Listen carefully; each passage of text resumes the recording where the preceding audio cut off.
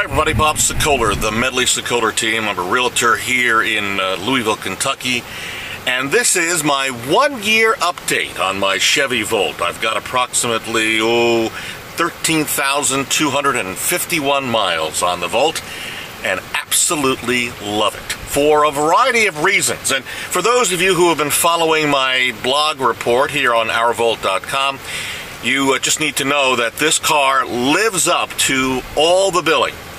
Gas mileage on this tank, I'm right now averaging about, 84 miles to a gallon. That's the combined combination of gas and electric.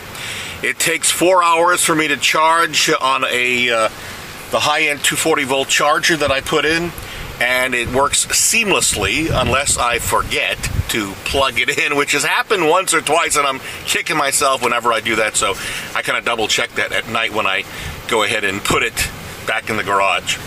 The car is spectacular. It rides smoothly. It's quiet. The only negative that I have found in driving my Volt is that as you're driving along and you switch over to the generator that's on board, the revs of that generator aren't the same as the mileage. So what might happen is you're driving along and all of a sudden the engine revs up for need for power or because the battery had depleted. I really don't know.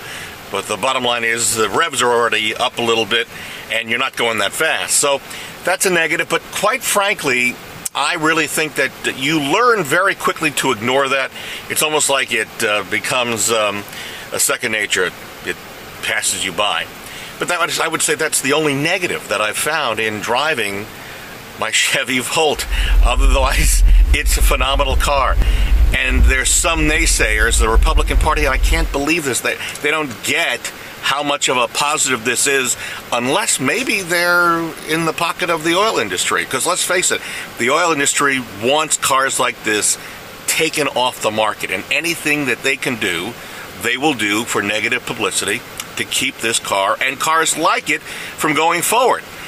I think, and again, I don't want this to become a political speech, but I really do feel this is really important. It needs to be said that we as the American public need to get out from under the oil industry. They are attempting to control us at every corner, and until the rest of Americans understand this, until you get to the pump and you're paying $4 to $5 a gallon, you say, I'm not going to do this anymore. It's at that point you start believing in alternative means and alternative methods of getting from point A to point B. Now, the electric car may not be the answer for everybody, but an alternative to gas should be on our radar no matter where you live in the United States or even the world. For those of us who have our Volts, other electric cars, yay Ford for coming forward now with a new electric vehicle. Congrats, year one, under the belt. Love this car. I love everything about it. Chevrolet, congratulations. General Motors, way to go. You got me as a buyer of GM cars, of American products, and I'm going to stay that way. Thank you guys and ladies who did the job on this car. In Louisville, I'm Bob Sokoler, the Medley Sokoler team, RE/MAX Properties East.